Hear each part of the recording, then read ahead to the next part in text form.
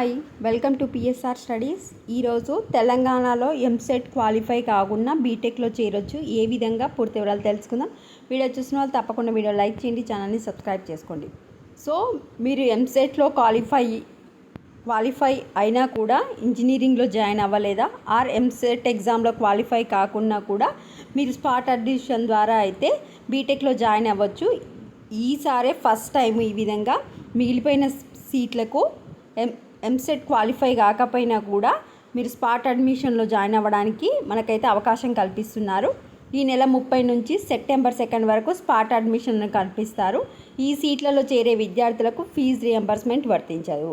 చూడండి, స్పాట్ అడ్మిషన్కి మేనేజ్మెంట్కి తేడా ఏంటంటే, మేనేజ్మెంట్కి ఎంతనైనా 5-6 లక్షలు 8 లక్షలు అట్లా కాలేజ్ స్టేటస్ని బట్టి సీట్లను అయితే ఇవ్వడం జరుగుతుంది. స్పాట్ అడ్మిషన్ అంటే మీ ఫ్రెండ్స్ కౌన్సిలింగ్ ద్వారా వచ్చిన ఫ్రెండ్స్ ఎంతైతే ఫీజు పే చేస్తారో, అంటే 80,000 90,000 ఆ విధంగా స్పాట్ అడ్మిషన్లో మీరు కూడా సేమ్ ఫీజు అనేది పే చేయాలి. బట్ వాళ్ళకి ఫీజు రియంబర్స్మెంట్ వస్తుంది, మీకు రాదు.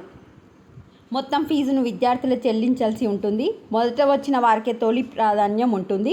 ఉస్మానియా ఇంజనీరింగ్ కాలేజీలో 34 సీట్లు ఖాళీ ఉండగా వీటిని స్పాట్ కోటాలో భర్తీ చేయనున్నారు.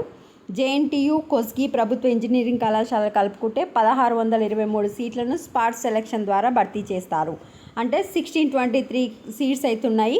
కూకట్పల్లి, సుల్తాన్పూర్ కాలేజీలలో ఈ నెల 30న, జగిత్యాల మాందని కాలేజీలో ఆగస్టు 31న, వనపర్తి, రాజన్న సిరిసిల్ల, పాలేరు, మహబూబ్ నగర్ ఇంజనీరింగ్ కళాశాలలో సెప్టెంబర్ 2న స్పాట్ అడ్మిషన్ ద్వారా సీట్లను భర్తీ చేస్తారు. ప్రైవేట్ కళాశాలలో 10,213 మిగిలిన సీట్లను సైతం స్పాట్ అడ్మిషన్ కోటాలో భర్తీ చేస్తారు. స్పాట్ అడ్మిషన్ల కోసం విద్యార్థులు SSC, inter memo, study certificate, EAMCET rank card qualify అయితే ఒకవేళ నివాస ధృవీకరణ పత్రం సమర్పించాలి.